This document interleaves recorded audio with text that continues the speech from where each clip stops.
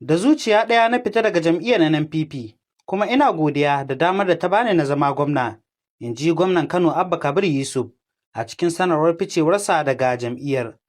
Gwamnan bai tafi shi kaɗai ba, 'yan majalisar dokokin jihar Kano 21 da wasu 8 na majalisar wakilai, kazalika da shugabannin ƙananan hukumomi 44 na jihar sun yi masa mubaya'a inda suka taru suka fice daga jam'iyyar NNPP a hukumance a wannan Juma'a. A wata sanarwa da mai magana da yawun gwamnan Sanusi Bature Dawakin Tofa ya fitar, ya danganta matakin da rikice-rikicen cikin gida da ke ƙara dagula harkokin jam'iyyar da kuma buƙatar kare muradun al'ummar jihar Kano a matsayin manyan dalilan watsi daga jam'iyyar. A cikin wasiƙar da gwamnan ya aikewa shugaban jam'iyyar NNPP a mazaɓarsa da ke cikin ƙaramar hukumar Gwale, ya sanar da ficewarsa, sai dai gwamnan bai tafi haka ba. Ya nuna godiya ga jam'iyyar bisa damar da ta bashi da kuma goyon baya wanda ya samu a tsawon lokacin da yake cikinta.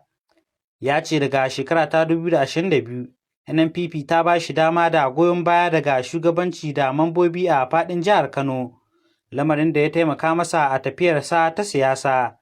Sai dai gwamnan ya bayyana cewa rikice-rikicen shugabanci da shari'o'in da ke gaban kotuna sun daɗe suna girgiza tsarin jam'iyyar a matakin jiha da ƙasa baki ɗaya.